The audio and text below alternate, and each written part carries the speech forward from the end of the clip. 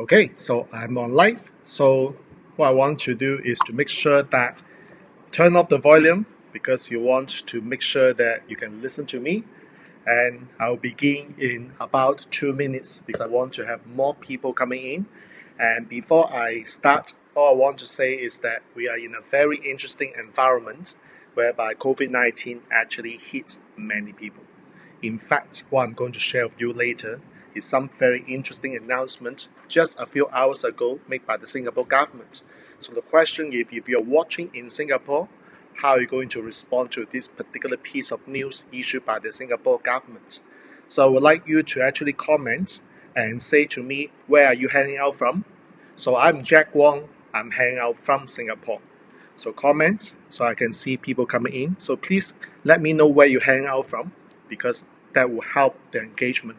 As my teacher Alex Mandosian says, in order to have any successful hangout, you always want to engage with people. So I would like to start off with this particular introduction by asking all of you to let me know where you hang out from. Okay, so thank you. So let me see what the response so far. I've got likes, I've got comments. Awesome. I do want to see, okay, Ace, welcome. Ace is from Singapore. Awesome. So let me see other comments. Okay, I've got coming in. So we have got Corina. Hi, Corina from Singapore. Sieves from Malaysia, Kuala Lumpur. Annie Callis. Oh my God, it's midnight for you, I believe. So, and this is from Melbourne, Australia. Let me see who else. Brandon. Brandon is from Singapore. Okay, hi. Some of you I have not seen you, have not connected with you. So I appreciate your willingness to come to hang out online. And this is pretty awesome. Right? So the introduction of this webinar, I start with this particular saying, with the lockdown orders by the governments in Italy, Spain, Manila. So Duncan, hi, Duncan is from KL, he's one of my team members. Right, so thank you very much. Thank you, Andy. I know it's midnight for you, and still thank you for showing up. Really appreciate it. So I want to actually start with what I said on my introduction of this hangout. I said that with the lockdown orders by the government in Italy, in Manila, which is part of the Philippines, Spain, and the travel restrictions imposed by many countries. The latest I knew this morning was New Zealand, and earlier on Australia announced the same. So Annie, I know Australia has also imposed travel restriction. Most businesses which rely pretty heavily on people's connection will be adversely affected. So in this Facebook Live, I want to address the issue. Like many people actually do the emergency webinar. So I'm not going to do emergency webinar because what is the urgency about this? To me, all I want to say is that I want all of us to understand we all have different reactions to this. I want to take this opportunity to address why people react differently. And it's not going to be like a fault-finding process. What I want to share with you is the 4 different types of reaction and responses to this COVID-19 or coronavirus, as the American says. How would they respond? And how do we, if we were to apply a little bit more understanding of the model of the world, how would we be able to help them respond? How would we be able to understand them better? And why is that important? Because we have seen enough social media responses by laying blame, saying other bad words, justifying what is this and that. What I want to share with you is that it's none of our fault. It's just that because we operate differently, and therefore it is important to understand how we operate differently and how are we able to understand. Hi, Christine, and Christine is from Perth. Is one of my peer trainer. So I want to actually address the fact that we respond differently is just because this is our communication mode. So I want to talk about the communication and the differences, and hopefully at the end of the day, the last question I have is how would understanding different reactions and responses make everybody become empathetic and inspiring entrepreneur. So that is what I'm going to do. So I think it's 5 minutes already. I acknowledge a lot of you, thank you for dropping by. So I'll begin in 5, 4, 3, 2, and 1. Let's begin. So how many of you actually have heard of this thing called COVID-19? It's kind of like a very no-brainer question because the fact is that, hi Henry is from Singapore. Welcome to my Facebook Live. COVID-19 is actually a coronavirus. I won't call it disease. It's a virus. And some of you have experienced, how many of you in this Facebook Live have experienced SARS back in 2003? How many of you? You can comment so that I can see. How many of you? I've been through SARS 2003. That was a very interesting 3-month period. I was then working in PricewaterhouseCoopers tax department. For the first time in my life, I have not seen anything on my in-tray. It's like the in-tray is literally empty. It's very, very empty because there's no assignment, no project whatsoever. Thank you, Christine. Thank you, Corina, for commenting. And thank you, Brandon, for commenting. Yep, so that was SARS. Interestingly, SARS only happened in just a few months, and because summer arrived, it has gone away. So therefore, for Ace like who was then only 8 years old, may not realize the deep impact of SARS. So for some of us, like I'm 51 years old this year, so I have been through SARS, I've been through influenza and many types of interesting virus. And I would say that each time the virus becomes more interesting and more tricky, because the saying is that, and how many of you believe that in the world, when we have solved a problem, the universe will give us another big one. So I believe that this COVID-19 is right now the most serious problem that we are facing globally. And I would like you to understand that this is going to go away. But then I believe it's my prediction that next time, the next virus that is coming to the world will be worse than COVID-19. But you know what? How many of you remember Michael Douglas? This movie by Michael Douglas called The Independence Day. I like all of you, if you have too young, like Ace is 8 years old, if you are too young for this movie, I want you to actually take a chance to watch it on YouTube or go to any channel to subscribe. Because Independence Day, where the global mankind was fighting against the aliens. So this is a very similar scenario where the world stands united.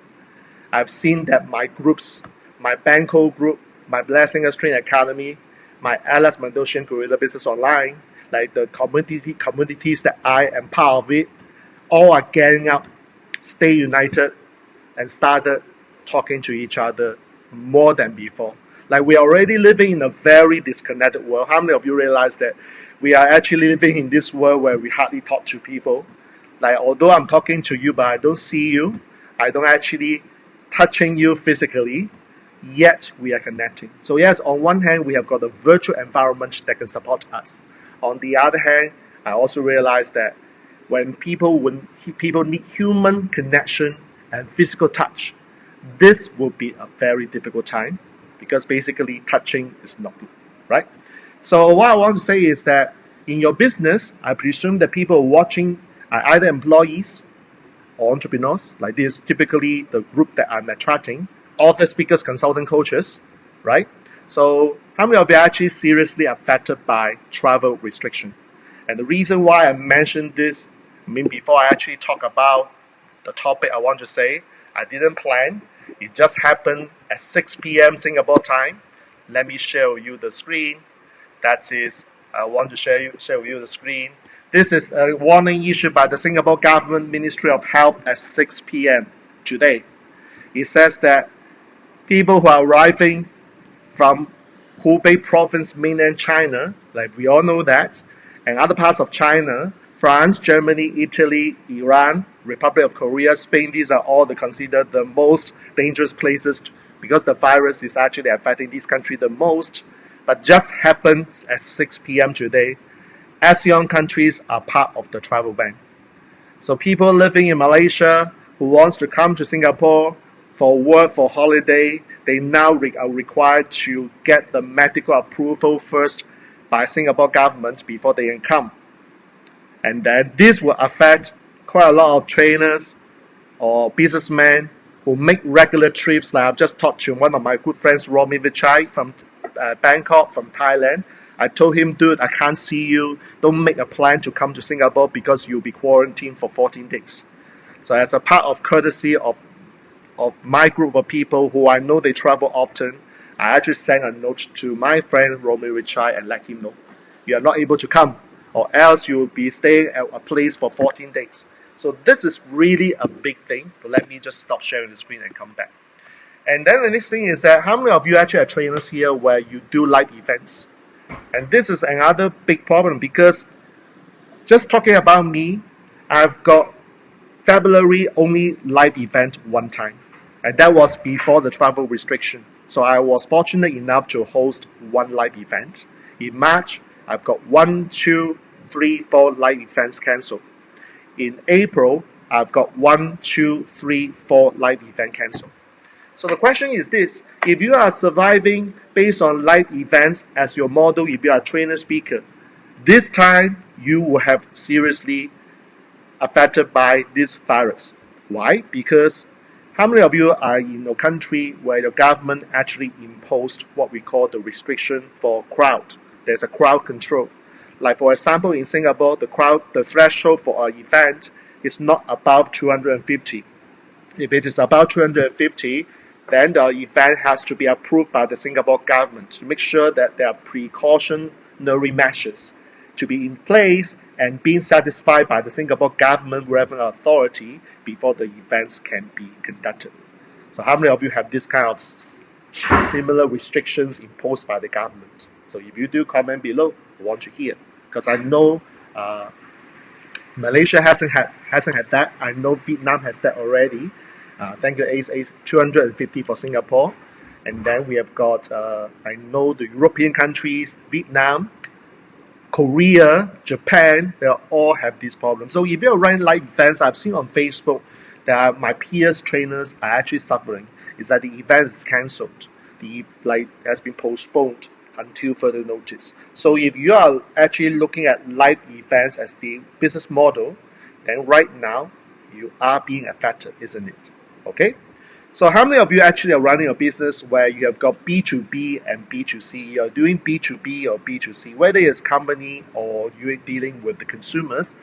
Like what my teacher Alex Mandosian says, there's no B2B and B2C, because no matter whether you're dealing with a company or dealing with the consumer, you are still dealing with human to him, which I believe the same is human to human. You cannot not connect with another human being. Okay, so that's the thing. If you are not able to connect with another human being, there's no transaction.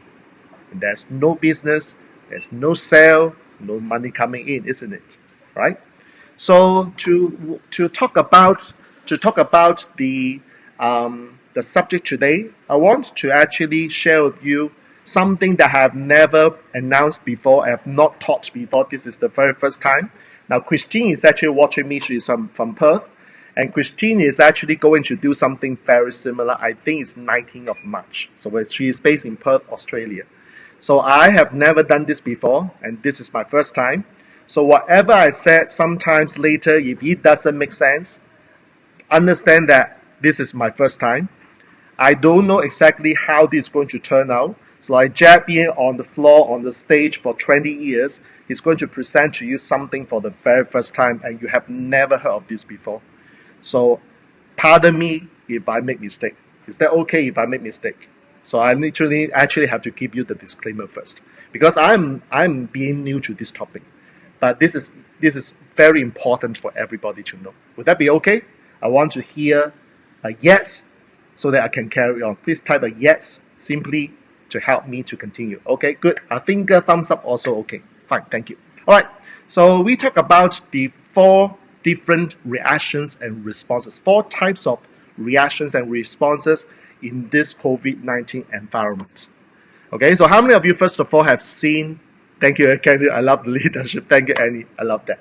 Okay, so first of all, how many of you have suffered before when you go to supermarkets? Like I remember in February in Singapore, like when the government for the first time announced Toscan orange. Like Singapore is one of the earliest countries that announced Toscan orange. Like if you don't know what's Toscan orange is the serious level that we experienced in SARS time in 2003. So Singapore at that time was one of the first countries that raised the Toscan level to orange. Like other countries, like what is that? What's orange? We are very okay. Like why Singaporeans are so crazy? They go to supermarket to snap all the toilet paper, the canned food, literally instant noodle, all gone. Like we were featured. Like a lot of the supermarkets, somehow people took picture, and then the world started commenting Singapore. That was February this year. But guess what? In just last week, we have seen different places. Australia, I've seen that. America, Canada, I've seen that. UK, I have seen that too. So why is it just Singapore, not other countries? Now, I'm not here defending for Singapore. All I'm saying is that there are this group of people, they can't accept risk. So what happens is that to this group of people, the number one thing in the agenda is about risk. If there is risk, they want to make sure that what they do is to eliminate or reduce the risk because they do it by out of fear. Okay, to them, the only thing that is concerned is the fear. Fear of what? Number one, fear of uncertainty. Because how many of you have not seen COVID-19 before? This is your first time. Like it's a no-brainer. I haven't seen COVID-19 before. But for them, because of this word fear, they are insecure. They want to do something, like they were willing to go to the supermarket to actually like what A says, mass buying toilet paper and food, even though the government stand out and say, well, you know what, you don't need that. Like people are just in fear. And therefore, we started commenting about these people's behavior. Now, although this one thing, I hate to actually comment other people's doing. But the behavior is something, yes, as long as we understand where they're coming from, should we be more merciful? Should we be more understanding? So that is what I want to achieve in this Facebook Live. Because at the end of the day, I'm not here judging them. And I don't believe anybody in the world should judge. Because you know what? Because we don't live their life. So if they are acting out of fear and they want to reduce the risk, and the only reaction to them to reduce risk is go and snap all the toilet paper, food, even though it's totally unnecessary, but this is the way how they react to the security issue. Understand? How many of you know what I'm talking about? So therefore, we don't comment about their behavior. And a lot of you watching this Facebook Live, either by recording or actually live right now, may be somehow triggered by this fear. And that's why you may be one of those. I'm not here asking you, I'm not going to ask you this question because that's not fair. But I'm here assuming some of you, or you have friends or relatives or family members in your circle who have done this, who go to the supermarket, who has done this. Because this fear of uncertainty is triggered. And therefore, in order to mitigate the risk, go and stock up unnecessarily the food, the toilet paper for that. So understand that this is a particular type of reaction. Comment below if you understand what I'm talking about. Comment a yes so that you understand what I'm talking about. So it's about risk and fear. Got it? Comment a yes if you can so that I know that you are listening. The turnout is pretty okay. I'm happy that we have got like 18 people watching. Awesome. Thank you for continuing supporting me. Okay, so let's move on to the next group of people. This group of people, there are two ways of looking at them. Number one, they are like me. Like how many of you notice that I hardly talk about COVID-19? I don't. Because number one, I don't like to comment things that is not based on facts.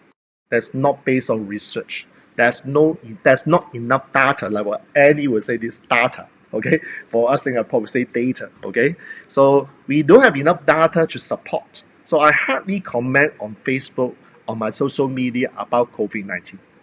Like I've seen that every single day. Like I will use every single day as a universal quantifier here to say that there are people who comment COVID-19. Like in fact, I've got friends who actually told me something about Malaysia is being locked down. I say not yet. There's no announcement that Malaysia is going to be locked down. So if this is not yet official, then don't spread the news. Does that make sense? I'm actually planning to go to Kuala Lumpur next week because we have got a program, Video Hero, in Kuala Lumpur. And I'm planning to drive up anyway because I believe that driving is safer than traveling because the cabin is more dangerous place to stay as opposed to my car. So I'm planning to travel up. So hopefully, like Katie said, hopefully not. Yes, I hope not because I'm prepared to go up already. But until 25th of March, we don't know. So I may, or still, there's still a chance that I'm not able to go up. But that's okay. We have already made contingency plan for that event. All right. So some people actually rely on facts and data before they can comment. So I want to share with you a particular screenshot. Let me just show you this place. This guy is called Jason Warner. Okay, Jason Warner. So if you like, I'm not a fan of him. I was referred by somebody in Blessing Us Trainer Group to look at this guy. And this is pretty interesting because he wrote a very long post. I'm not asking you to read. I'm not going through it now. All I'm saying is that this is what he said. He basically summarized the fact that, well, you know what? I hardly actually commented, but this is very important because I've got enough data. I want you to take 5 minutes of your precious time to go through this. All right? So therefore, please go and read it, and then he gave you his reaction. His reaction number one is that he's not going out. His kids are staying at home, not going to school, online class already, and then he's not going to attend any live events. He basically follows social distancing. There's a new term that happens around COVID-19 right now. It's called social distancing. And I'm going to comment this later. So as I continue reading, it's basically telling us that we have to be socially responsible. We have to apply the new social norm.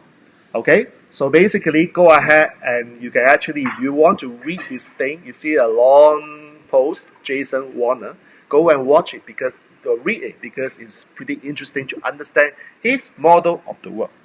But I don't have time to allow you to go through this, so let me come back to my screen. Okay, just hold on for a while.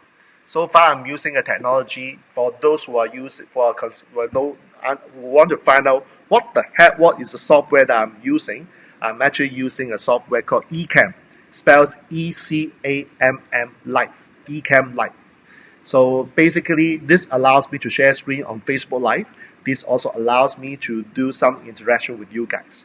So it is a very affordable investment. I remember I invested $35 for a standard permanent or lifetime license, which I have been doing this now. With Ecamm, I'm actually able to use it for YouTube Live as well. So this is just some advanced technology. It's not an app only. It's actually a software which you can purchase from Ecamm Live. So you can go and check it. Okay, it's a permanent $35 one-time fee.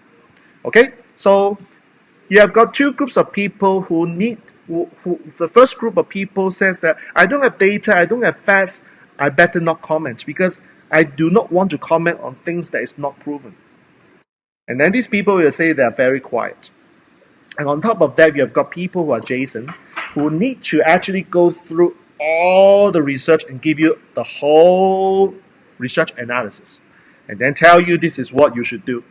Now here the thing is this, how many of you are frustrated with reading such a long post in the first place?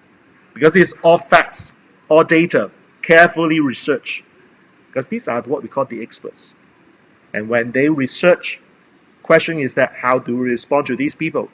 Do we comment them and say, in Singapore we say, "Siao," mean you crazy, you idiot, right? The thing is this. Well, guys, I'm not asking you to comment the Ecamm Live first, but basically I want you to come back, like Henry, KD, come back. I want you guys to focus on the discussion, not the technology. I know you guys are very fascinated with all the technology. Like Henry does a lot of Facebook Live, so I'm sure that he's very fascinated with what I'm using. Okay, come back. Let's talk about this. So we have got people who are reacting this way, and then we say that, oh, this guy is stupid, this guy is insane, they are all idiots. Is that fair for us to give this kind of comment to them? Because this is the way they operate. This is the way they respond to this COVID-19. If that's true, then what do we do, and how should we respond to this group of people, right? So the next group of people, I know that a lot of my friends in the circle belong to this group. They feel very perturbed because to them they all need heart-to-heart connection. In other words, they want physical touch. They want hug. Any callus is one of my obvious example if I were to use any here. All right. So the fact is that when we don't have a chance to talk about the physical connection in terms of what I would call the physical or live events, like you guys can't go to live events, or you want to minimize going to live events, or you have been crewing in the live events where you want to support other participants. Like a lot of us, including myself, are doing this as part of our career as a trainer, as a speaker. But then the government imposes this thing called social distancing. How would this group of people respond? Because like for example, I'm talking about Singapore. Singapore happened again 2 days ago, the announcement whereby if you are queuing in the food court, you should make sure that people are standing a meter apart. Like what?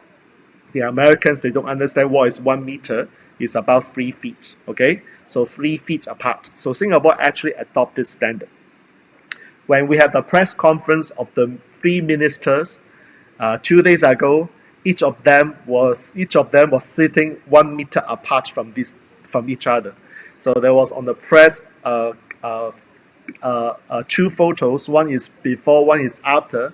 Like before, they have this social distancing. The ministers are sitting next to each other. But after this rule, the ministers are sitting 1 meter apart. So there's a comparison for this. So then what happens is that for social distancing, if it is imposed by the government, we cannot say no. We have to live with. And then the question is that how are we going to maintain this connection? How are we able to preserve this intimacy? So this group of people, when they felt left behind because they are not able to connect because of this social distancing, what could they do, or how would they respond? So are we saying to them that, oh, it's too bad you cannot respond to this group of people, I'm so sorry, but there's nothing we can do? Are we going to respond that way? Okay, so guys, so far what I've been doing is that I want you guys to understand we can respond to this COVID-19 our way. Yet, because people are different in terms of their behaviors, so the fact that we respond to COVID-19 our way, does that mean that other people's, if they have a different types of response or reaction to COVID-19, we start judging them? We start talking about making them like idiot, insane, or label them in all the empowering way or negative way. Yeah, so Annie said we have to become resourceful. So the next part, I'm going to talk about some of the suggestions of how we can be more merciful, empathetic. Okay, so let me finish last one. The last one is what we call the lack of freedom. So there's another group of people, they heck care what's the COVID-19. They don't care what is the social distancing. They just want to say that my rule, my room, my stuff, I don't give a damn. So I actually would personally see this, but I'm educated, so I didn't make any comment.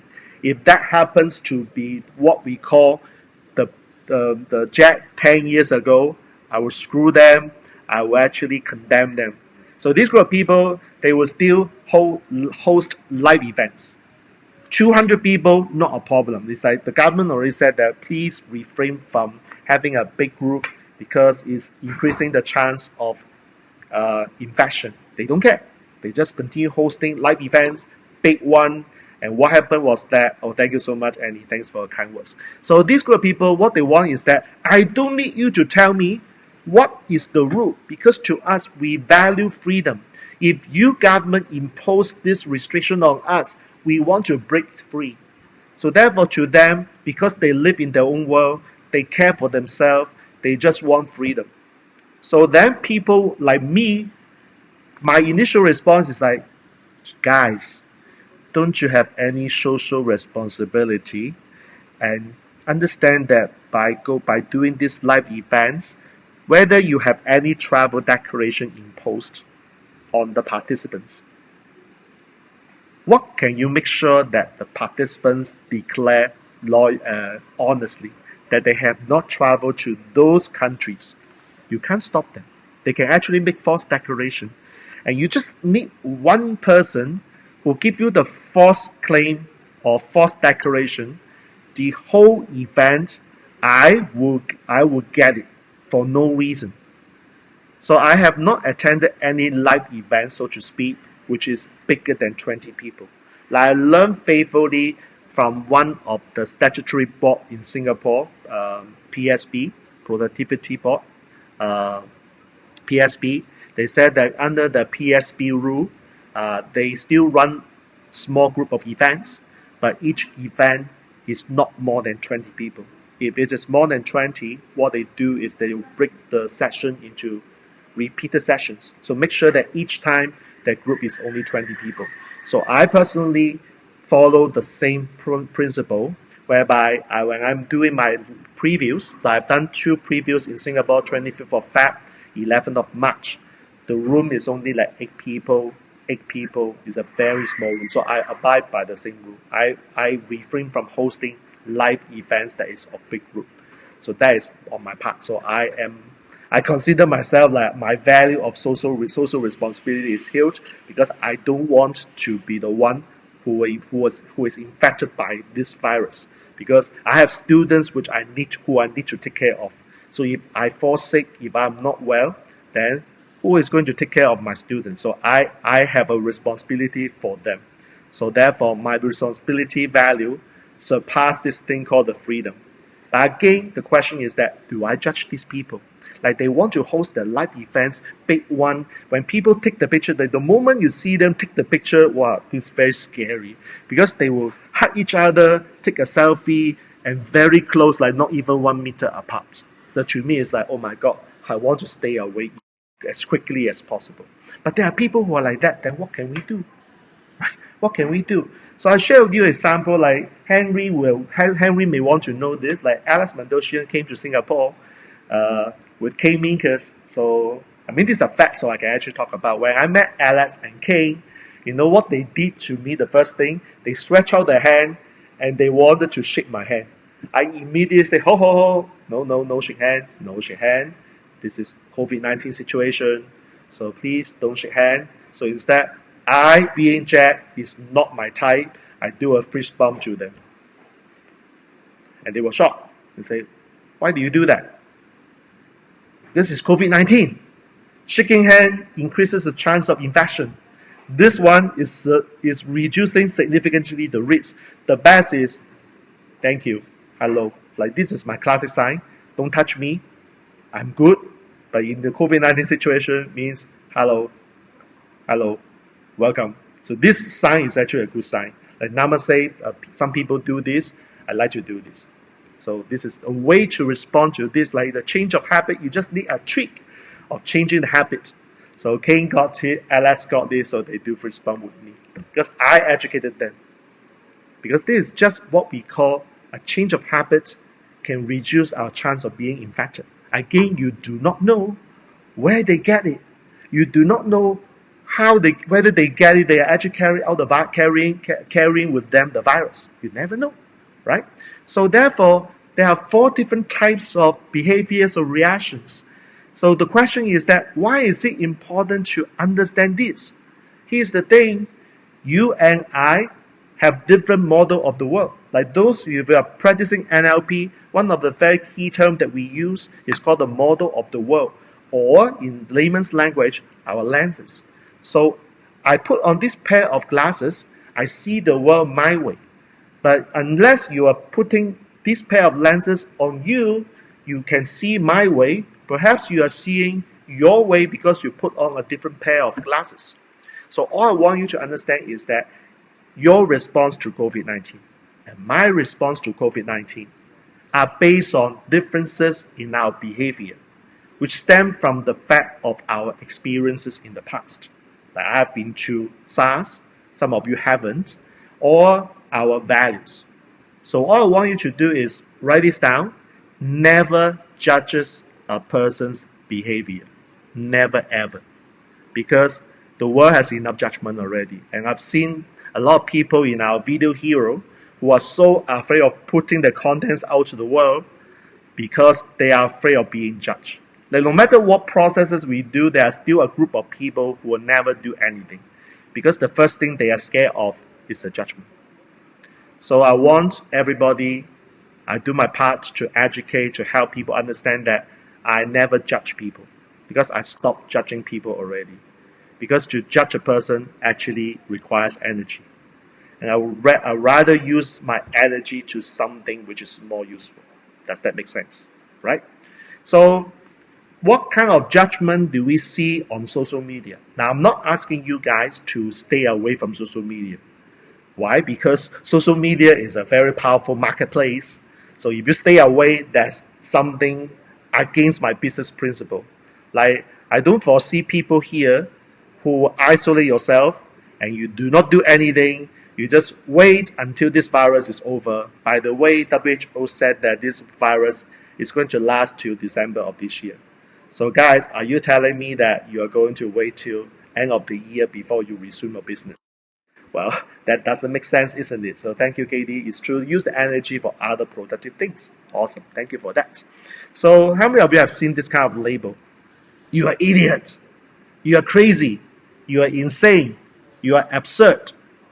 Or you feel I'm a lonely person because I cannot talk to any other one. I should isolate myself because now I cannot help other people because they are not coming out of home. They don't attend any gathering or live event.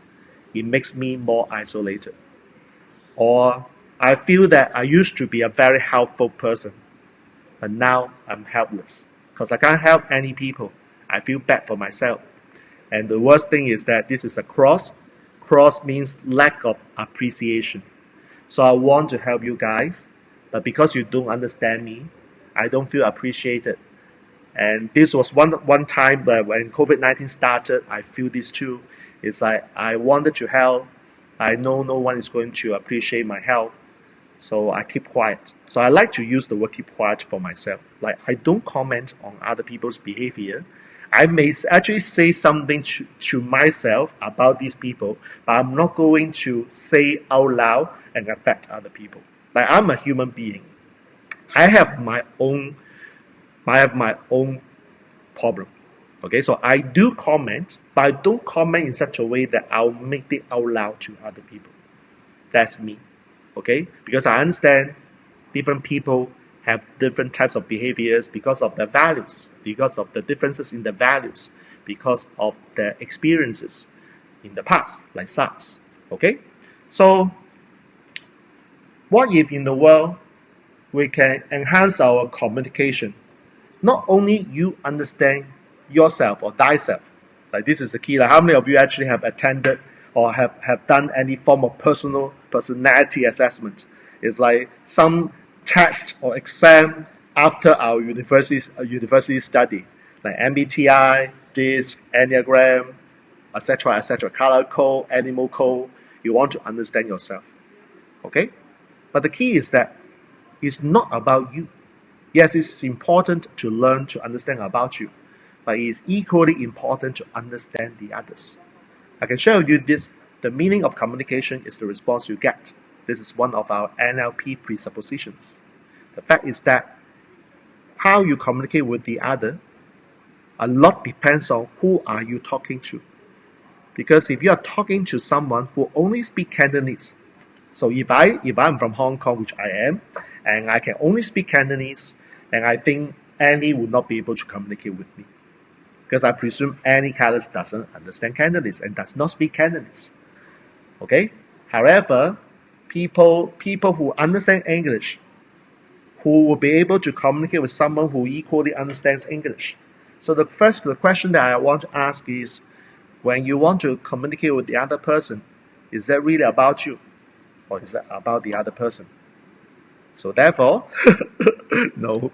So therefore, I speak English so Annie Callis can communicate with me. Thank you very much. It's just a joke, but it's true, isn't it?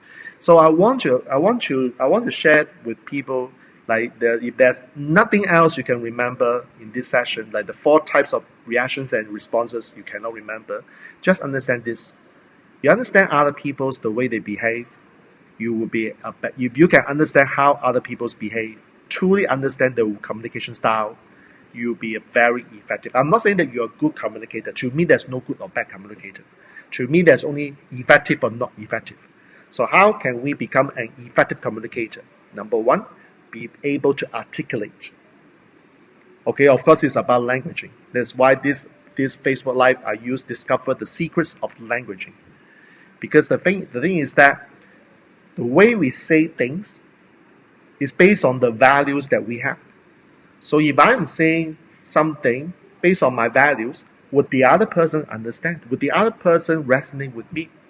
So the question is that if assuming the other person cannot resonate with me, do I need to first of all understand his values and then ask myself, how can I adapt and adjust my communication style to suit his, so that we can have an effective communication bridge? Does that make sense?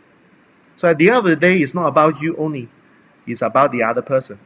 I can share with you a story, the story that I had, like I did 2 previews. I'm running something called Stage Closers Heroes.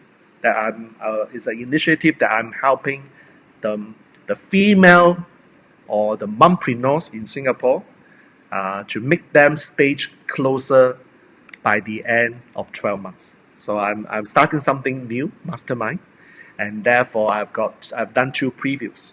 The first preview I remember when in the room, the ladies are very, very one kind. Now I'm not saying that one kind means that they are one kind. I'm not saying that their behavior belongs to one kind, one particular type. Okay, one type.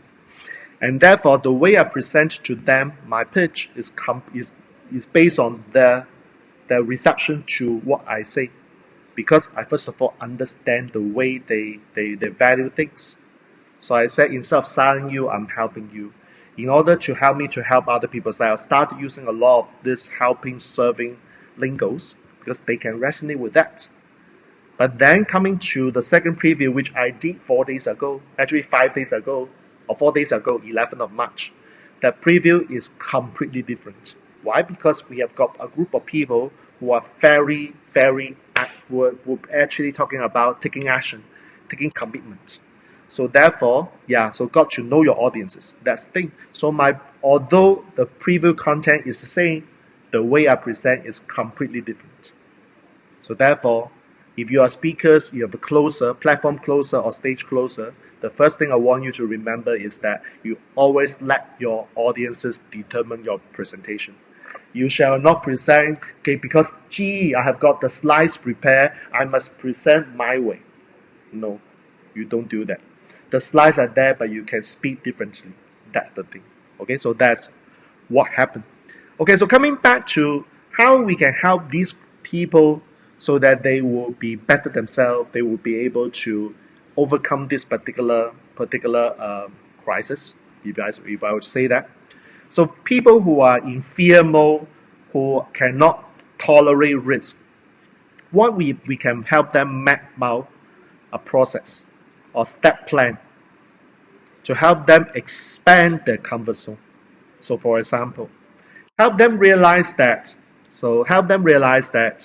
okay, although there's risk involved by going out, how are we able to minimize the risk?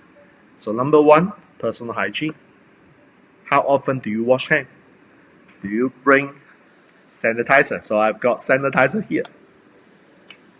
Okay, so you just some changes of habit, then your risk will be reduced. For them, help them understand that risk cannot be totally eliminated. That's never ever possible, because we live in a world with uncertainty. But the key is to help them understand that while although we are living in the risky world, but it's technically not that risky if we know how to control certain things, and therefore help them understand that they can expand, not jump out, but expand their comfort zone. Help them map out something, like for example, like give them ideas of how many hours can they go out. If it is necessary, They have to go out, like give them an idea of how long would it take. And then give them something they can work out. They want some plan ahead. So don't call them out. For example, you never call this group of people out immediately. Hey, I want to see you now. To them, they will say, I cannot. It's not that I don't want, it's I cannot. But actually, they are telling you that they don't want. It's not they cannot, they just don't want. So you have to give them some advance notice. Help them understand that, hey, at the end, okay, I'm going to see you only for 15 minutes at this time. So you take bus, not taxi, take a bus, or you actually walking to the place. So help them map out this so that they know, okay, with this certainty, I will be able to come to meet you for 15 minutes. After this, I can go home straight. So again, this is to help them reduce or mitigate their fear. Does that make sense? So these group of people, you can help them. But you do not say that, hey, why are you like that? Why are you not willing to come and see me? In the first place, even though it's in a normal situation, I don't like to see person ad hoc. Why? Because you screw up my plan. I am a very organized person. My plan is actually very scheduled. You cannot screw up my plan easily. Like for example, in this Facebook Live, how many of you actually notice that when other people do their Facebook Live, they just press the button and do it? You see the way I do it is that I announce it in the afternoon that I'm going to do Facebook Live at 9 p.m. So I'm a very damn organized person. So I say I will do it at 9 o'clock. I give myself enough time. I give you guys enough time to respond. That is me.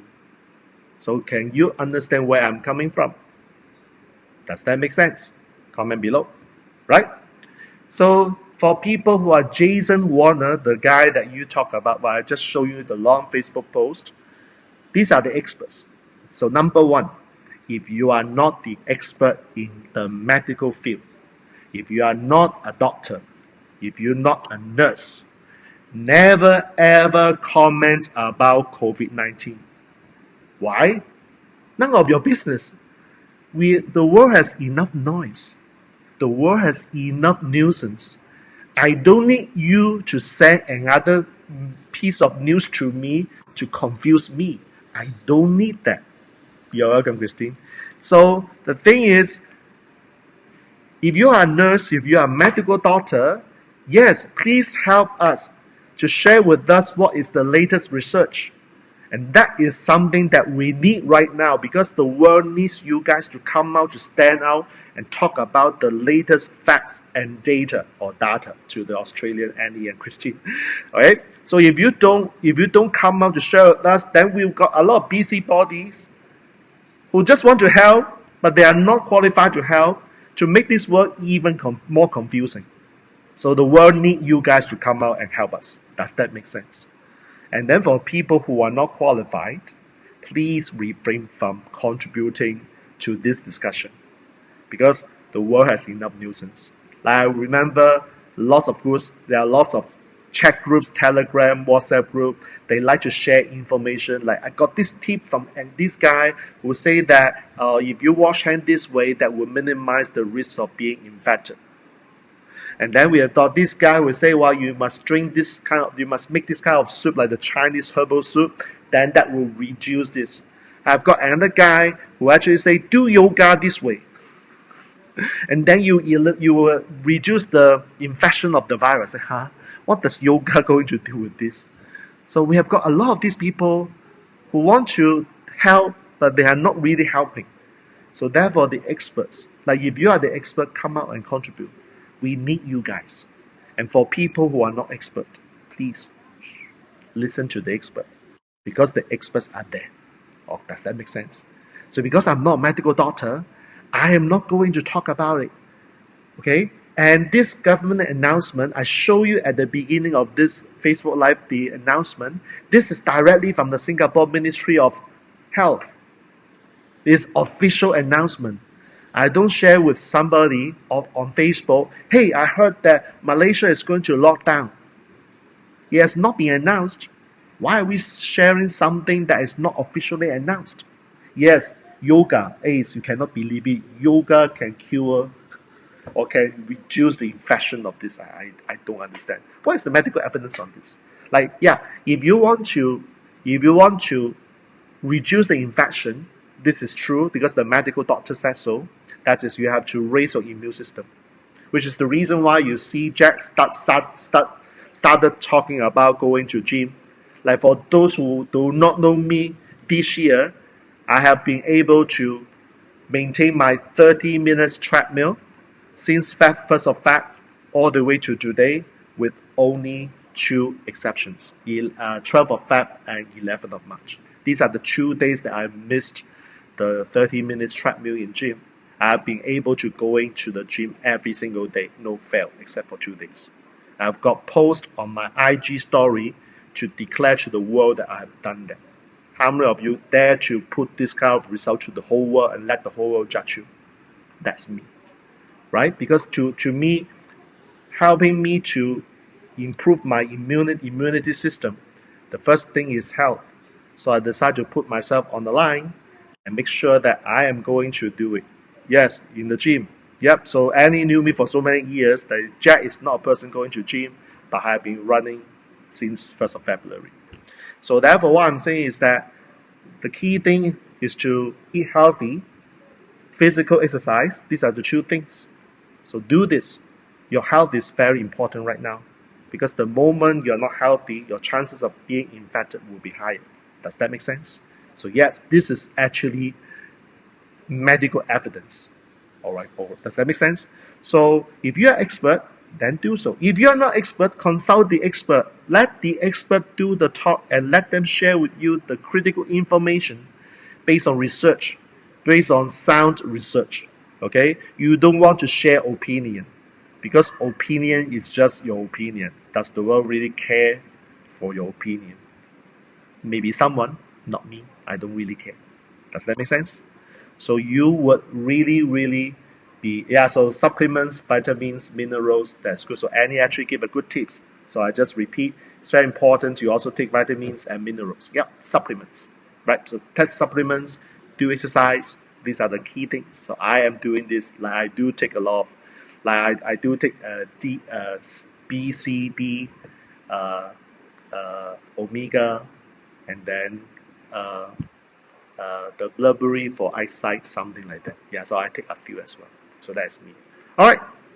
So talk about the one who feels helpless. They feel that because of the social distancing, to them, social distancing imposed by the government is a way they see themselves not being able to maintain the connection. So you help them to delink this, and social distancing doesn't mean that you have no connection. Now, for example, I have coaches from Alex Mendocian's family. They are from Europe. So one from Spain, one from Italy, you know these two countries, one from Hungary. So 3 of them, I send them regards. I say, well, take care, send my regards to you guys. I know your city, your country is being locked down. So you see that you can actually do a very warm text message, or you can send an audio message. You can still connect with people. Although you do not have a chance now likely to do physical connection, you still have virtual face-to-face like this, or you can send an audio or send a text message. You can still do some form of connection. But flying to another country right now is dangerous. Okay? Attending live events, big crowd should be avoided. That's what we know, right? So it means that you can still maintain connection, like Skype, Messenger, FaceTime, like what I'm doing now. So Facebook Live, Skype. There's so many ways to connect with people, right? So social distancing does not mean there's no connection. So help them understand there are alternative ways. Just for the time being, it's not that intimate. It doesn't mean there's no connection at all. So once they understand, they will feel that, okay, I'm still being helpful. I'm still being able to contribute and add values. Not bad. Yes, I still deserve to be given a pat on the shoulder. Yes. So these people will feel loved because of you bring them the awareness.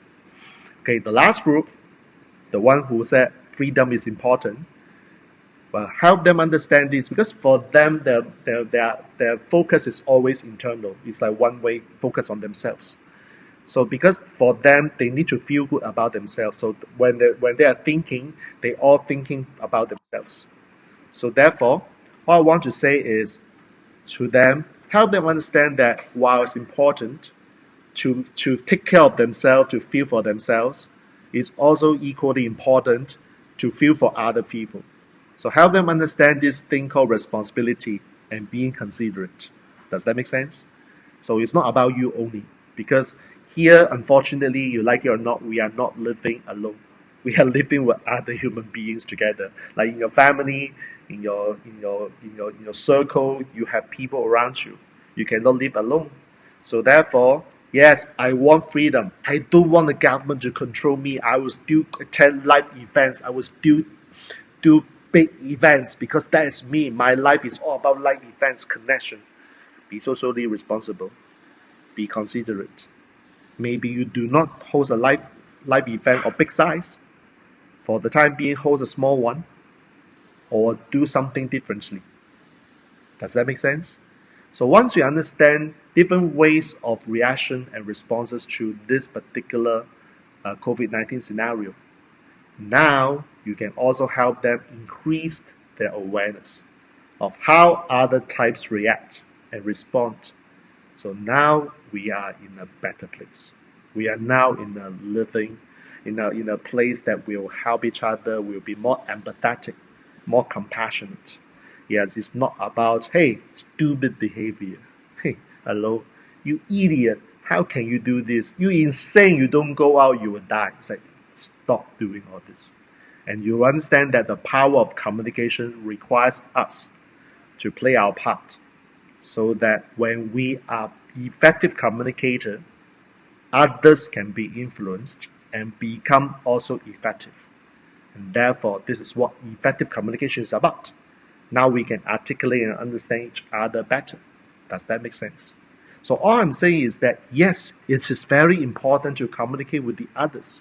But instead of just knowing the way we communicate, we should also put some attention, if not all, on the way these group of people communicate. And let the communication bridge happens, because now we understand each other, that this is true essence of being effective communicator. Does that make sense? All right, so the second part, the last part, this is something that I didn't plan. But how many of you noticed that I have a stack of index card here? So one thing about me is that, Jack, when I plan a Facebook Live, like the fact that I write all these index card, like how many of you suspect that it take a long time for me to write this set of index card? So I can actually tell you the truth. The truth is that I wrote this set of class at 8 o'clock, which is 1 hour before the Facebook Live. And I finished this set of class in less than 10 minutes. And you may ask, wow, 10 minutes, you can do so much. Because I know what I'm talking about. So I'm an organized person, and I do know what I'm talking about. And therefore, to write out this set of cards is pretty easy. So you see that I don't ramble. I don't go here and go there. I stick to my curriculum. So therefore, I have still a few more cards. Preparation, yeah, I like to over-prepare, that's the thing. So thank you, Annie. So I still have a few stack of index card. Is it okay if I finish them before we end the Facebook Live? Comment yes, so that if I see yes, then I continue. If it's no yes, then I'll just stop. Anyone? Like I just need to see one yes. Oh, thank you. Yes, this is a way of doing this. Corina is going to learn how to do this, because I'm going to train Corina to do this. All right? So, okay, go ahead. I need to see a yes. Okay, good. Yeah lah. Wow. Yes lah. Yes. Okay, good. Thank you. All right. So let's start. So how do we cope with this scenario? So once we understand the COVID-19 situation, thank you so much. Thank you so much. Thank you, Henry. So now we talk about how are you going to deal with this scenario. So I have actually started one thing. I don't know whether you guys would laugh at me. Like how many of you actually here on TikTok? Anyone? Yes, love. How many of you actually are on TikTok? Comment below. Does anybody know what is TikTok in the first place? TikTok, TikTok. Does anybody know what is TikTok? If you have TikTok, comment below. I want to see a yes from one of you. TikTok is like this. This is the TikTok. Okay, so you see that this is my phone. So this is TikTok. Yeah, so Brandon says, yes, I know, but I'm not on it. Henry said no. Okay. So this is me. TikTok, yes, correct. Any TikTok. So of course, my son and my son and my okay, I got. So my son and my daughter. My son is 19 years old. My daughter is 15 years old. And they laugh at me and say, "Daddy, I can't believe that you're on TikTok," because to many people, TikTok is actually about the young kids. When I say young kids, the teenagers, the millennials are using TikTok. Okay, so this is me. So this is my TikTok. So Jack Wong is on TikTok. Can you believe it? Now, the reason why I'm doing this, because one thing about TikTok is that you can do only maximum a 60 seconds video. So if you have a lot to say, you have only 1 minute. You cannot exceed 60s. So this is a way to train your articulation. And if you have just one thing to say it in 60 seconds. And do not rumble, do not have a lot of like or or ah. Don't do that. Because you only have 60 seconds. And the reason why I show you TikTok is not because only I want to show off that Jack Wong is on TikTok. Because this is actually something that I have got a lot of people actually look at me and laugh at me. Now, remember I said that I don't really care how many people laugh at me, because to me TikTok is a very, very interesting thing, because right now TikTok has a wide reach of audiences. Okay, if you follow Gary Vaynerchuk stuff, you will know that Gary highly recommended that people on LinkedIn and TikTok. I've started talking about this also in my post. Now, the reason why I show you TikTok is that I have actually posted a very, very profound question, which right now I still don't have the answer. So the question that for you is this: if live events are not possible because of COVID-19, there are so many people out there who are now talking about doing webinars, virtual events.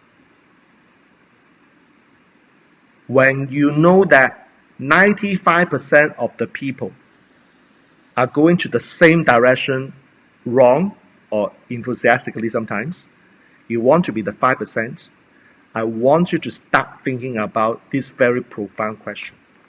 If everybody is talking about live events, if everybody is talking about online events, what would you do to stand out, to be that 5%? It's like the metaphor of the stock market. You know, when everybody is in fear, Warren Buffett will be the one saying there's a good time to buy. When everybody is greedy, in the greed mode, Warren Buffett will be the one saying that it's time to sell. Because Warren Buffett actually makes a lot of money by being contrarian. And that works a lot in my business too. Because the moment I see people start talking about LinkedIn, I've been on LinkedIn for don't know how many years. So in terms of creating new connection, I've never had any problem. But when I ask you guys, most of you know TikTok, heard of TikTok, but actually don't use TikTok. I'm already on TikTok. Then you may want to ask, what can we do? When people talk about doing webinar, virtual events, what else can you do? That is a very profound question. And I always ask people to think deep. Because this deep question, I till now haven't found the answer. But you know what? When I found the answer, I'll be very, very successful. Because at the end of the day, you always remember the world is very fair. 95% of people will do the same thing, but they are not successful. Only 5%, the 5% club, will be successful. So this is something that I'm still searching. I don't have the full answer yet, but I kind of know something already. So when it's right time to announce, I will announce. I'm not here selling you this idea. All I'm saying to you is that I'm actually doing this. Like the fact that I'm bold enough to go to TikTok and I'm learning how to do TikTok is that I am actually having a lot of hard time. Like nobody watched my videos. When I was on TikTok for a while, I did some stupid videos. Nobody watched. So when I'm looking at my TikTok now, not bad. Like my view counts is about 1920. I've got at least 3 followers. Like I got my first followers 2 days ago. I was very proud because I'm a pro now. From 0 follower to 1 follower is already a pro to me, as far as I'm concerned, right? So I've got something. So the other thing is this. At this point in time, this is something that you may want to understand. Now, I'm not the best person to talk about this. I want you to Google Blair Singer. My teacher, Blair Singer, Andy Callis is part of the group. Okay? I want you to Google Blair Singer and also this word power, P-O-W-E-R. There's a very fantastic video by Blair Singer on power or invisible power. It is a 13-minute clip, 30 minutes video. Go and watch it. You need this piece of information. Because this piece of information talks about when somebody started something new, the person is invisible. Now, this is not by me, it's by Blair. So I'm actually crediting Blair as a source of information. He talked about this 2 days ago in the webinar, in our Blair Singer Training Academy's webinar as well. But the key thing to learn is that by being invisible, nobody knows you. You've got to do something that make people understand you are there, you exist. So emerge. How do you emerge? Like somebody started knowing you. So therefore, this thing is called add values to other first, or add values to other people's life first. Because in order to be able to emerge, so make people know who you are, you've got to add values to the others. Now, here's one thing I want you to do. I'm not saying that you have to do it. I'm doing this because I want to demonstrate I walk my talk. I'm doing this Facebook Live. You notice that at the end, I'm not going to sell you anything. I'm not giving you any link. Like I originally planned to give you a link to subscribe to something. I've decided not to. I'm just giving you all contents totally at no cost to you. The only thing that you spend is the time watching my Facebook Live. That's all. This is what I call add values. And the reason why I'm doing this is because if this is not the time to add values to you guys, when? You will ask me, hey Jack, but if I do not give something out and expect something back, isn't it something insane? I understand. But first of all, how many of you realize that this world is no longer pitching to somebody?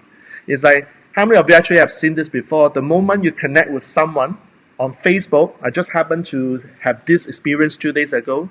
The moment the person add me on Facebook and I accept, the person send me an invitation to like his Facebook page. I remove him straight away.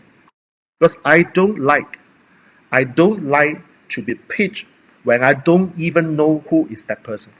Like how many of you also notice that you might have thousands of friends on Facebook, but honestly, how many of them actually know you and you know them? It's like the limit test is, as long as you got $1, you want $1 from these friends and see how many people will give you the dollar. And that's the truth, right? So my point is that you want to add values to other people's life first by not expecting anything now. I make this distinction about giving things for free versus delayed gratification. So delayed gratification means that eventually you will still get something from the other people. But it's just not happening now. If it's happening now, it's called instant gratification. So all I'm saying is that you want to plant your seed to help other people first. And therefore, in time to come, one of the very classic book by one of the Goal Givers principle is called the law of compensation. which means that if I continue adding values to you, you will feel one day need to pay me back something. There's a reciprocity. There's a compensation. I can't continue just serving you for free. You will return to me something. So that is called the law of compensation. Okay? So this is one of the very powerful goal givers principle. That if I add values to you, one fine day when our relationship is solidified, when I ask for help, I believe our people will be able to help me. So I'm actually planting this seed. When I say plant seed, it's like I want to build relationship with many of you. And therefore, I'm not sending any link. I'm not asking you to subscribe to any link tonight. And let alone I'm saying that, hey, you know what? There's actually some good things coming up. No, never. Don't do that. So, okay, Eddie says, I believe if you are being you, when you give value from the bottom of your heart, when you are consistent, when you keep on serving, people will notice, people will pay attention. Exactly. That's what I've been doing. So, all I'm saying is that at the end, when you add values to other people's life, are you going to add values by giving the content for free? Or you give contents out, like you see there are people, there are marketers there. What they do is that, hey, I've got a secret, but I need 100 people to comment a yes, then I'll release the secret. Or I'm only sharing this with my group of people. And therefore, if you want to be part of it, you come. I'm not saying that they are wrong. I'm just making you aware there are other practices out there. Mine is very different. Mine is that the fact that I'm doing this Facebook Live, I'm giving you everything that I have. Like this is, although my first time presenting this, how many of you feel that it's not like perfect, it's never perfect, but that, well, I've done my best. I've given you whatever I have already. All right. So the point is, add values. You can decide to add by providing free contents. Like, what do you know? What do you know? What is your expertise? Is there something you can do to educate other people? Like, if you think that I don't have anything to educate, look at what I've done tonight. This topic is brand new. I have not done it before in my life. And the fact is that I have done it. So when I'm doing this again, how many of you suspect that I will do it much better? So therefore, my point is that if you think too much about you are not good enough or you don't have anything to share, guess what? You will have something to share. So thank you, Annie. Thank you for your comment. I know it's like 1 a.m. your time. So thank you for still being here, supporting me. I appreciate it. So the thing is that if you don't have anything to share, think harder. You have something to share, because don't tell me you have nothing to share based on your experiences. You can even have a conversation with someone and you have a aha, you have a takeaway, then you can actually use it and share with the world what have you learned. It's as simple as that. You don't need to share something that's profound, or it must be like doing a Facebook. It might take up like my Facebook Live is already 1 hour and 30 minutes. Like the way I do Facebook Live is not 10 minutes. Mine is like more than 1 hour. Okay, so the other thing is that thank you, Henry. So my Facebook Live is like that. First time in my life. Okay, good. Right, so the thing is that when you add other people's life, I want you to pay attention to, number one, what kind of things you can share. Of course, you can only share two things. One is what you know, and number two, what you have experienced. And the best is what you know and what you have experienced. I personally don't like to share things I know. Why? Because people might see that as theory. And I don't share theory. I share what works for me, what works for my students. So that is me. But if you choose to share with people what you know, no harm, no foul, do it. But if you share with somebody something that is false, that is not proven, it's just your idea, it's not what you know, it's just your idea, then be careful. Because people can smell. So when you add values to other people's, shock them, wow them. So I'll give you an example. This example I've shown, I will talk about this before. That is like my teacher, Alex Mandosian, when he did a webinar. I felt that he's absolutely well done. And then what I did is that I take the webinar, I go and transcribe it, I then give it to Alex. And Alex, you didn't ask me for this. but I am giving this transcript to you. Enjoy. He was shocked because nobody has done this for him in his life. I did that. So the question is that when you add values to other people, is that something that solely coming from yourself without the person asking you? When you shock them, they will remember you for a damn long time. I'm not saying this to impress you, but impress upon you that this is how magical relationship can happen. I've been working with Alex for so long, and this relationship is so solid because of this value add that I've been doing for many years. Yes, how they are transcribe it. Another webinar I'll talk about it. There are actually software out there. It is only 25 cents per minute, by the way. But since any ask, write this down. Temi, T-E-M-I. Temi.com, T-E-M-I. There's a transcription software by the machine, by artificial intelligence. Okay, Ref.com is $1.25 per minute. Temi.com is only 25 cents per minute, done by AI. Okay? So the thing is this, if you are sharing things that people appreciate, and you shock the person will actually remember you for a damn long time, and this is how you build a relationship. So when Jack wants something from someone, it's easy for me because I have been planting seed for so damn long time. So therefore, at the end, when I ask for help, it becomes so easy. So thank you, Kenneth, for saying, putting it up. All right. So another thing, this word emergence. Emergence when it's chaotic mode, like if you don't know what you do, like right now, if let's say you have no live events, you cannot meet clients, you cannot travel, then what do? How many of you in your business consider yourself you are in the chaos right now? Like you are what we call in an emergency. Like you emerge, but you are also in emergency. Emergency is like, oh my God, what am I supposed to do? What am I supposed to do? Like how many of you actually are concerned with the fact that now a lot of events are cancelled, or your client said, I don't want to meet you right now, and it's not a good time to talk about any deals? Like what do you do? Okay, what do you do? Okay, so I want to actually leave you with this note. This is again from Blessinger's video. He says that if you think right now your business is not doing well, when your money is tight, your budget is going down, how many of you would decide because of this, we will spend more money on marketing or spend less money in marketing? So again, the question is this, is a polling question. When you feel that your money is tight, your budget is going down, okay? And if you need, when this happens in your business, do you spend more money on marketing or do you spend less money on marketing? Is that one or is that two? Anyone? So I want some more engagement, please. So do you spend more money on marketing or do you spend less money in marketing? When your money is like you don't see any money coming in, your budget is going down. One or two.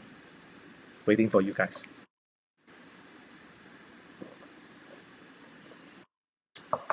So Kenneth says spend more. Anyone else? More. These are all my students, or somehow my seafood students. So you know that. So it's actually spend more money. And nobody says spend less. So the question is this. Are you really doing this? You know the principle. But are you doing this? Now you see how everybody say yes, yes, one, more. My question to you is that, are you doing this? Are you spending more money on marketing right now? See, this is one thing. I know, but like I watch a lot of videos. It's a cool idea. Yes, that makes sense. But yeah, so Kenneth says I'm running ads now. Kenneth is my partner, so he's running ads now. Good. So if you know that you have to spend more, but you do not, that you not to put this on, then what is the problem? Starting to no. See, that's the thing. You know this, but you don't do this. Why? What's stopping you? What's stopping you from this? What's stopping you from this? From doing this? Need to learn how to do it. Awesome. Yes, so it's a skill. So this is what I say. So the thing is this. So Katie said running ads now. Good. So if you're running ads now, okay. So if you increase, when I say increasing your marketing, spend more money on marketing, I'm not necessarily talking about running Facebook ad or other forms of ad. Okay, you can actually send more mails, you can actually send more postcard, you can actually put your ad on newspaper. Now I'm not saying it must be Facebook ad. Yes, Facebook ad is very convenient now, but there are other forms of marketing or advertisement you can consider. All I'm giving you to awareness is that if you are not doing anything to market yourself, then think hard. So, for example, when Kenneth and I are running previews together, although I said I do not do big events, we are still running previews. We are still doing small group. That's the question. Why? Well, the question is this: if you do not spend any money to do anything, then your money will be gone eventually. So the first thing is you've got to understand these two things. Educate yourself, like what Corina said, I need to learn how to do it. Awesome. Okay, the other thing is that you have to invest in tools. Because if you don't, then what happens is that you don't have the skill, you don't have the tools, then how are you going to improve or increase your productivity? So something you have to think about. You know that you have to spend more money on marketing, yet you're not doing it. If you don't do it, then what happened? Why is that so? Is that a skill problem, or is that really something called here, the little voice? Okay, so invest in tools and educate yourself becomes critical. So in this time, I think one thing I would like, other than what Kenneth says, are creating asset, which I'm going to talk about this later, but I also want to highlight this thing. This is a very good time to actually talk about high income skill. When I say high income skill, yes, although you know I'm a high ticket closer, I'm a high income copywriter from Dialogues community, but all I'm saying is that, well, these are the high income skills. How many of you are very good in closing? When I say closing, it could be stage closing, closing on stage, or closing on phones, or closing in person. How many of you consider yourself good at this? If you are, awesome. Because closing is so bloodily important. You need that. But if you are not good in closing, that is a skill issue that you need to fix. Does that make sense? The next thing, copywriting. Copywriting is not legal term. Copywriting is actually persuasion in print or closing in print, or Alice called this applied psychology. You are using persuasive words in the form of sentences and paragraphs to make people feel emotionally triggered to take action. That's copywriting. So if you are doing copyright, if you are not good at copywriting, I believe copywriting is a damn important skill. And I don't really care how you feel, because I don't. The thing is that I consider copywriting my second most important high income skill. Good news, I've been copywriting for 8 years. So I've been writing copies for a long time. So I have no issue of writing copies. I have no issue of coming up with words on content because of my copywriting skill. So if you are not considering copywriting, okay, so Annie asked, oh, we're about 10 more minutes, I'm done. So you can actually watch the replay, like just time it is 1:24. So you can actually go to sleep, and then when you come back, the Facebook Live 1:24 minutes, you can actually continue, okay? So I'm not going to hold you. Thank you so much, Annie. Have a good night. Okay, so when you talk about copywriting as a second important skill, you also have to think about how do you speak in front of a group of people, because there's no point of only closing a person at one time. You've got to understand that it's important to actually close in front of a group of people. That's called leverage. So the question that you may want to explore, it's also a good time to explore, is actually, thank you so much, good night, Annie. So the explore is, do you have any high income skill? Or how many high income skills do you have? You have to ask this question because at the end, you need more than one high income skills in this situation. Like assuming there's another virus comes 10 years down the road. If you now know what you are experiencing 10 years later, would it be much prepared for you? Will you be more prepared? So it's a good time to start building your high income skills. Because if you don't, then guess what? You can't rely on just one single income stream. So sad in Singapore, there are people who are going to be retrenched. The government, yes, everybody is given the $500 plus $500 to retrain. But the question is that it's not going to help. It is not going to help, right? So the point is that I want you to understand and do a stock take of what kind of high income skill you have, and more importantly, what other types of high income skills you have to acquire. Okay, and that leads me to the last two cards. The last two cards, which is these two. Number one, Kenneth talked about this. At the same time, it is also a good time to do these three things. Number one, create digital assets. So some of you who know, I have a YouTube channel. I'm building a YouTube channel. Actually, I have the YouTube channel for many years, but I didn't pay attention. Right now, in the last 2 months, I've started rebuilding my YouTube channels. Good news is that in just 2 months, less than 2 months, my subscribers has always been 330 people. It is 395 right now. Not 2 months, it's actually 1 month, 395. So a lot of you are supporting that. Thank you.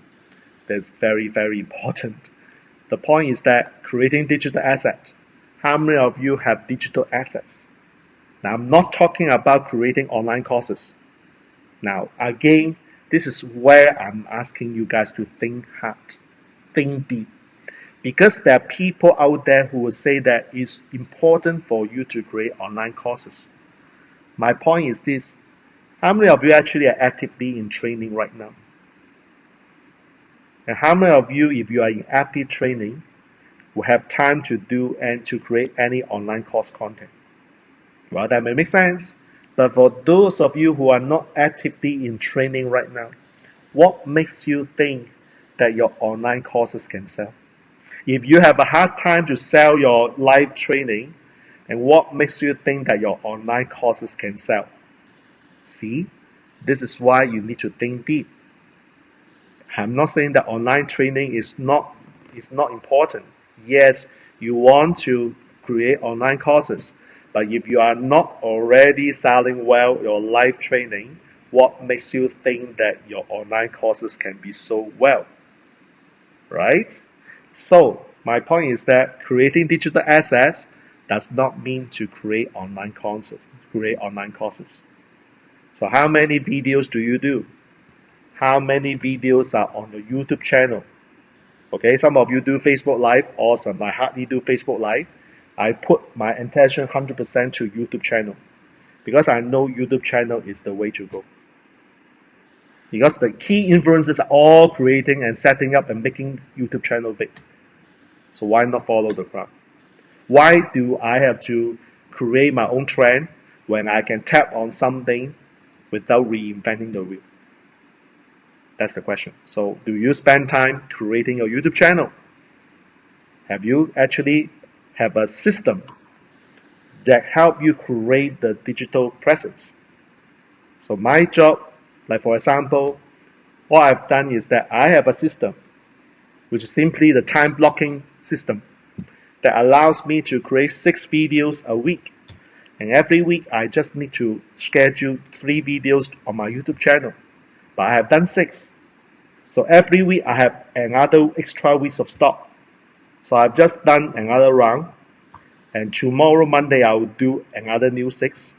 And that will last me all the way to mid-May. And now it's only mid-March. I've got stock by tomorrow up to mid-May. So if I keep on doing this, hopefully by end of June, I will have all the videos stocked up for the rest of the year.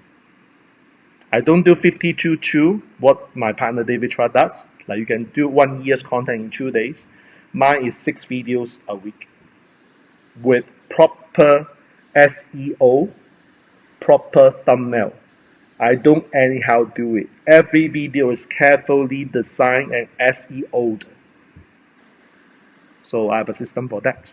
So it's a time to actually think deep about, if you know that creating YouTube videos is important, how are you going to do it? Are you able to systemize?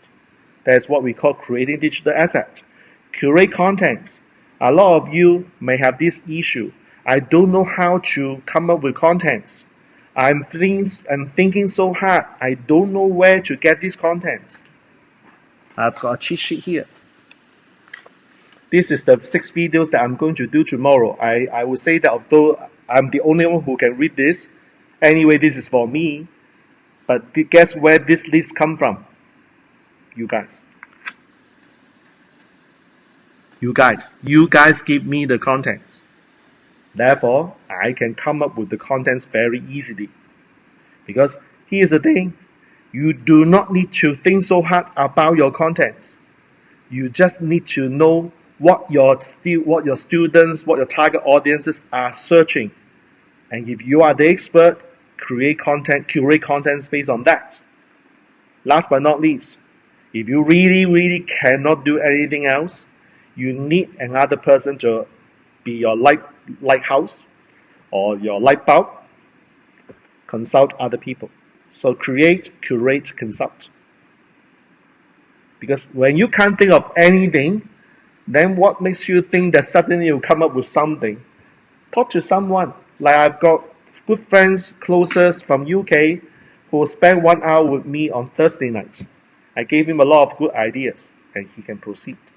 Like there are people who actually consult me for this, and I do consult my teachers. Right? So if I can't think of something, because I'm here, I'm stuck, I consult other people. So what is your excuse? So create digital assets. Curate your contents by observing how other people, what kind of questions people ask. And then finally, consult other people. Like Katie says, Mr. Google. Yes, that's good, Mr. Google. I prefer my students' questions because they are more direct. Because if you don't have students, or you don't have a lot of students right now and they don't ask you any questions, part of the fault is that you have to push them to ask you questions. Okay, so it's part of your responsibility. But that being said, yes, Mr. Google, and search and find out what other people might be asking in your niche. Okay, so the last thing I want to leave it to you is that I want you to understand that in this Facebook Live, not webinar, this Facebook Live, which is 1 hour and 30 minutes, all I've done is to showcase that there are 4 different types of responses, okay, or 4 types of different reactions to COVID-19. We don't label or judge how other people react or respond. All I'm saying is that you got to understand why they are saying this, how this behavior came about, and then you shall understand this is their why, and you become more empathetic. Once you understand, you can be more empathetic with their behaviors, and all you need to do is to help them increase and improve their awareness so that they can be a better version of themselves. The person who treasures freedom, help them understand social responsibility, help them understand this thing called be considerate. The person who is in fear, who is very concerned about taking risk, help the person understand that risk can't be totally eliminated, but that can be calculated. That can be carefully planned ahead so that we can mitigate the risk and hence expand the person's comfort zone. There are strategies involved. There's things that you need to do. Okay? So this is what I want to share with you guys tonight. And thank you for staying all the way. For those of you who are still staying all the way, I appreciate a lot. I want to ask you to do me one more favor. You don't need to do it tonight. It's like share by way of a comment. What is the biggest takeaway that you have gotten in this Facebook Live? What is your biggest takeaway? And therefore, I can then assess whether I will do a bit more because I do have a few more Facebook Lives I'm planning to roll out. The question is that only if I see that there is a need. Otherwise, what's the point? I do have other Facebook Live that I need to run, but for the public one, I want you to help me. Just put one very biggest takeaway you have as part of the comment. Okay, so please help me on this. I'm not forcing you, but I would love to have your biggest takeaway. Okay, so with that, thanks very much for watching. Jack Wong here signing off. Remember, COVID-19 can be a crisis. It can also be an opportunity. How you see this depends on how you value your behavior and also understand the others. All right? Good night, everyone. All good wishes.